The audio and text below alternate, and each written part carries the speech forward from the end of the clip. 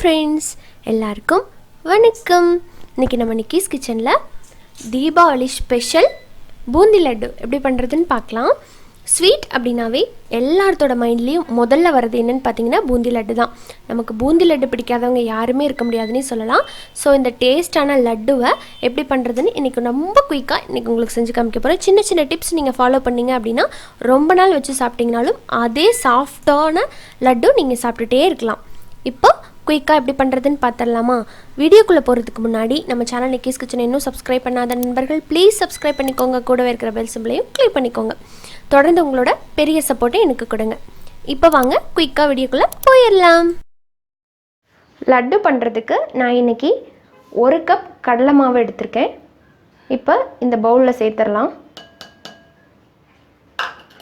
சேர்த்துட்டு இப்போ இதில் நம்ம கொஞ்சம் கொஞ்சமாக தண்ணி சேர்த்து கட்டி இல்லாத மாவா கரைச்சி எடுத்துக்கலாம் இப்போ நான் சேர்க்குற தண்ணி வந்து எந்த அளவும் கிடையாது ஃபஸ்ட்டு கொஞ்சம் கொஞ்சமாக சேர்த்து இது நல்லா கட்டி இல்லாமல் கலந்து எடுத்துக்கலாம்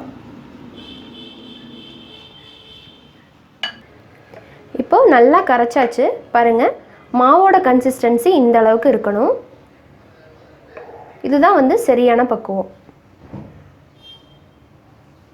அடுத்ததா நம்ம இப்போ பூந்தி தேய்க்க ஆரம்பிச்சிடலாம் இப்போ மாவு கரைக்கும் போதே எண்ணெயை வந்து நல்லா ஒரு லோ ஃப்ளேமில் வச்சு சூடு பண்ணியாச்சு இப்போ நம்ம பூந்தி தேய்ச்சிடலாம் பூந்தி தேய்க்கிறதுக்கு பார்த்தீங்கன்னா இந்த மாதிரி பூந்தி கரண்டின்னு சொல்லிட்டு கடையில் விற்கிறாங்க அது இருந்தால் பயன்படுத்திக்கலாம் அப்படி அது இல்லை அப்படின்னா நார்மலாக நம்ம யூஸ் பண்ணுற அரிகரண்டி இருக்கு இல்லைங்களா இதையும் யூஸ் பண்ணிக்கலாம் உங்ககிட்ட எது இருக்கோ அதை பயன்படுத்திக்கோங்க நான் இப்போ இதில் தான் தேய்க்க போகிறேன் இப்போது மாவெல்ல உள்ள ஊத்திரலாம் ஊத்திட்டு இது மாதிரி பண்ணணும்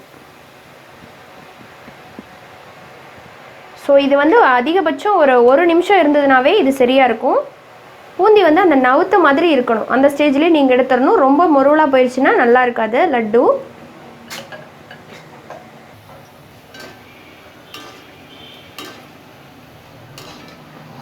நல்லா இந்த மாதிரி முத்து முத்தா வர்ற மாதிரி இருந்ததுனா தான் உங்களுக்கு கரெக்டான ஸ்டேஜ் சோ 1 2 அப்படி இருக்கும் அது ஒண்ணும் பிரச்சனை இல்ல இப்போ அவ்வளவுதான் இப்போ நம்ம வெளிய எடுத்துறலாம் இது வந்து நமத்த மாதிரி இருக்கணும் அப்படி இருந்தா தான் உங்களுக்கு கரெக்டான பக்குவத்துல இருக்குன்னு அர்த்தம்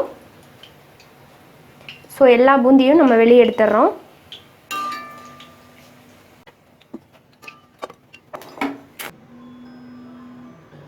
அடுத்ததா நான் இப்போ இந்த குட்டி அரிகரண்டிலே ஊத்துறேன்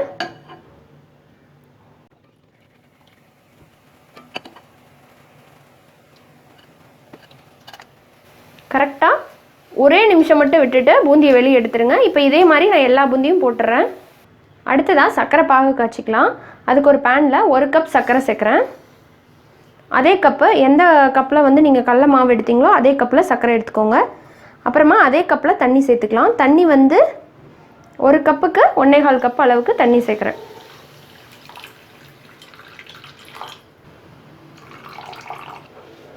இப்போ நல்லா கலந்து விட்டுட்டே இருக்கணும் இது வந்து ஒரு கம்பி பதம் வரணும் அது வரைக்கும் நல்லா கலந்துட்டே இருங்க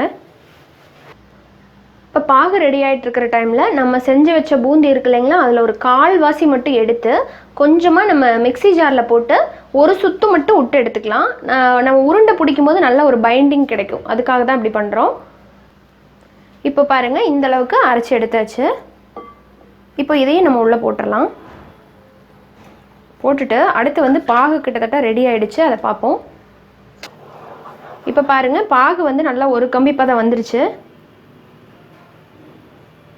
சோ உங்களுக்கு தெரியும்னு நினைக்கிறேன் சோ இதை விட கொஞ்சம் அதிகமா போயிடுச்சுனா உங்களுக்கு அடுத்த நாள் பாத்தீங்கன்னா லட்டு மேல சக்கரையா இருக்கும் சோ இதுதான் கரெக்டான ஸ்டேஜ் இப்போ எடுத்து நம்ம அதுல ஊத்திரலாம் அதுக்கு முன்னாடி நம்ம வந்து நெய்யில முந்திரி திராட்சையை வறுத்துக்கலாம் இப்போ பாருங்க நான் ஒரு 7 8 போல முந்திரி ஒரு 10 இருக்கும் முந்திரி அப்புறமா கொஞ்சமா திராட்சை எடுத்துர்க்கேன் இது கூட கொஞ்சமா நெய் சேர்த்து இத நல்லா வறுத்தறலாம்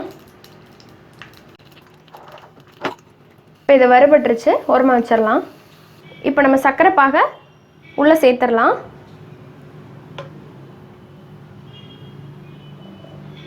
ஃபர்ஸ்ட் கொஞ்சமா சேர்த்துட்டு நல்லா கலந்துக்கலாம்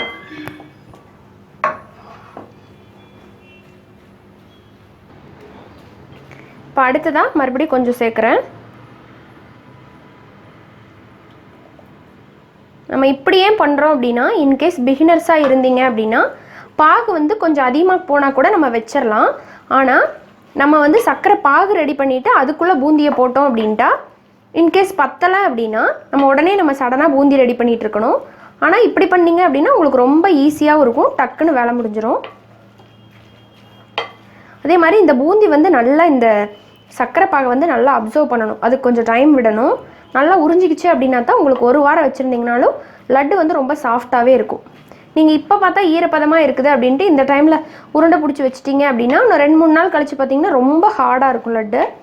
ஸோ இந்த பூந்தி வந்து நல்லா இந்த சர்க்கரை பாகு உறிஞ்சிறதுக்கு ஒரு 10 நிமிஷமாவது டைம் விடணும்.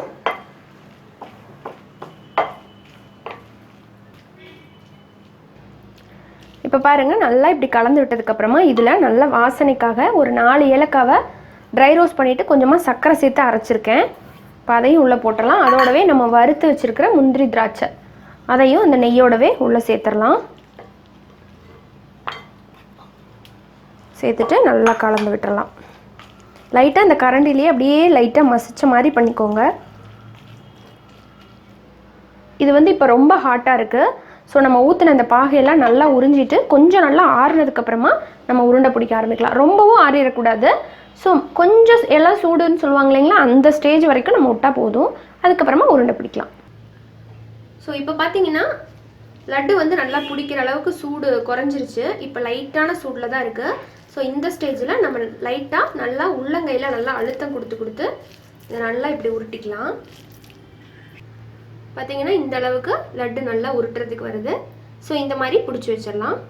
உங்களுக்கு அந்த பூந்தி அரைச்சி போட சொன்னேன் இல்லைங்களா, அதை ரொம்ப நைஸ் பவுடராக அரைச்சிட்டிங்கன்னா இந்த மாதிரி வெளியே பூந்தி தெரியாது.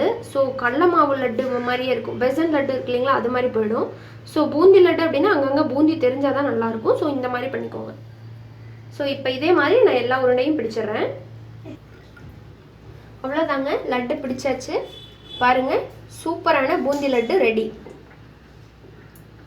நீங்களும் இந்த பூந்தி லட்டை இந்த தீபாவளிக்கு கண்டிப்பாக ட்ரை பண்ணி பார்ப்பீங்கன்னு நம்புகிறேன். உங்களுக்கு ரொம்ப பூந்தி அதிகமாக இருக்கிற வெளியே பார்த்தீங்கன்னா பூந்தி அதிகமாக இருக்கிற மாதிரி தெரிஞ்சுது அப்படின்னா அந்த கொஞ்சம் பூந்தி எடுத்து அரைக்கிறீங்க இல்லைங்களா, அப்போ இன்னும் கொஞ்சம் பவுடரை வந்து நைஸாக கூட அரைச்சி போட்டுக்கோங்க. அது உங்களோட விருப்பம். பட் எங்களுக்கு இப்படி சாப்பிட்றதுக்கு தான் ரொம்ப ரொம்ப பிடிக்கும்.